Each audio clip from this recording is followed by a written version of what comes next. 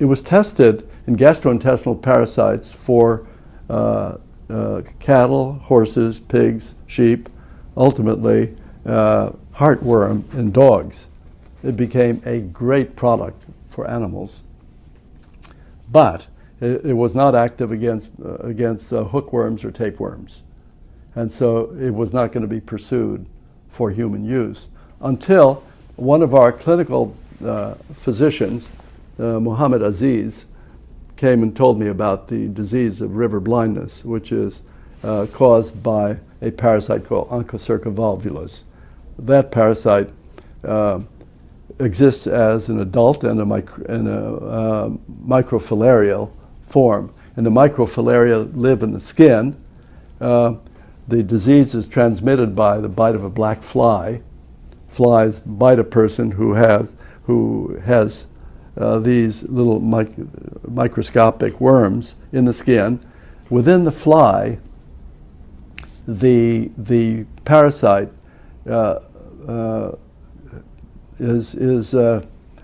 becomes an adult, essentially. Metamorphoses, and so that when the fly bites another human, it injects a form of the parasite that can become an adult. And at the site of the bite, the worms become adults. Males about 8 inches long, females about 14 inches long. Wow. They live in lumps in the skin, and they make millions of microfilaria that crawl through the skin, causing terrible itching. So these people are constantly itching. And they get into the eyes, causing scarring and blindness, the microfilaria. That's the disease. It's called river blindness because the parasites, Onchocerca volvulus, and the flies, the transmitters, live along the rivers. So Muhammad Aziz said, should we try this drug in the disease? I said, why not? So he went to Dakar in Senegal, western tip of Africa, saw these people who had the lumps, were going blind. By the way, there are some, at that point there are 18 million people who were going blind, had the eye infection, over 100 million at risk among the poorest people in the world. So he went to this place. He took a pinch of skin over the hip of these patients, and he counted the number of microfilaria, and there were a dozen or 2 dozen per pinch. So these were people who were just totally infested. He gave 1 tablet of ivermectin to these patients, and then came back in a month, did another pinch. Parasites were all gone. Wow. And so we got very excited about that, called the people from the World Health Organization to come and see these results, and they came and they said, you know, something's wrong. It's impossible that these were. So they told us we had screwed up in the experiments, and they left, and we turned on a huge development program because we knew we couldn't have been wrong.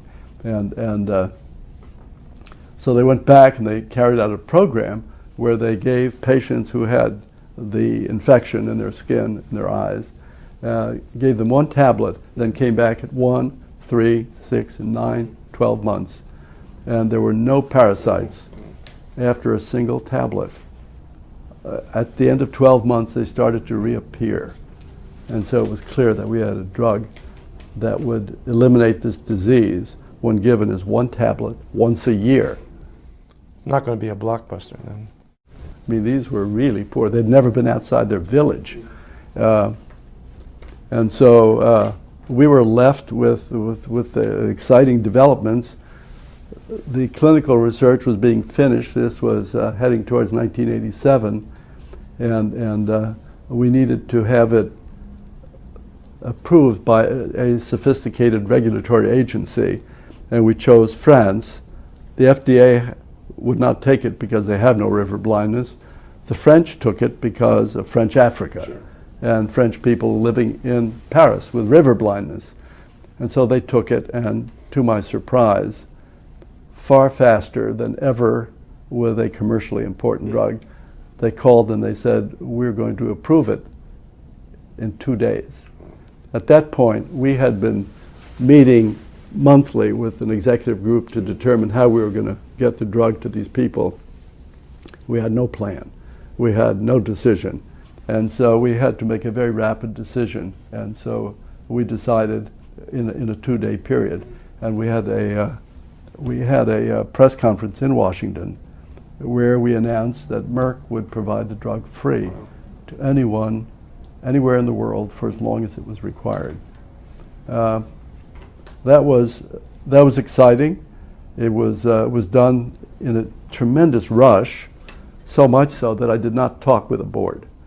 And so I committed the company, and of course, this brought in a flood of high morale within the company and among our stockholders.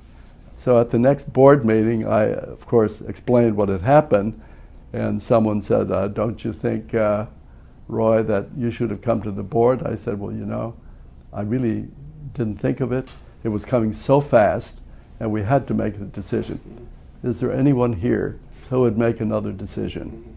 And looked around the table. There was no other decision.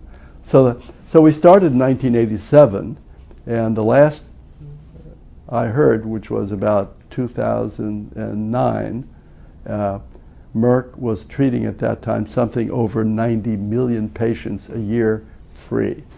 And there are small countries in Latin America, because it's sub-Saharan Africa, Latin America, and Asia.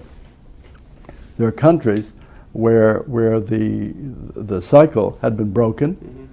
All the large enough regions had been covered with the drug so that flies no longer had access to the parasite, and the disease was eradicated. So they can stop taking the drug. Yeah.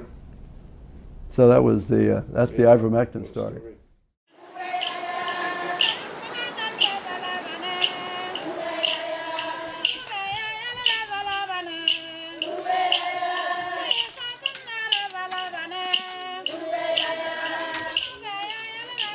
On est à la maison, ça nous pique.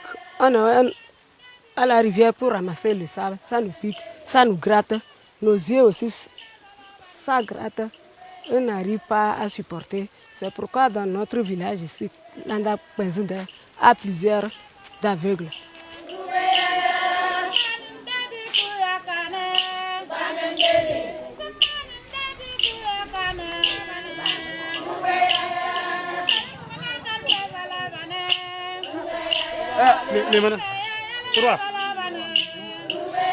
Quand les médecins viennent nous dire que la date là, il faut aller prendre le produit, tu te presses pour prendre ça. Tout le monde. Thank you very much.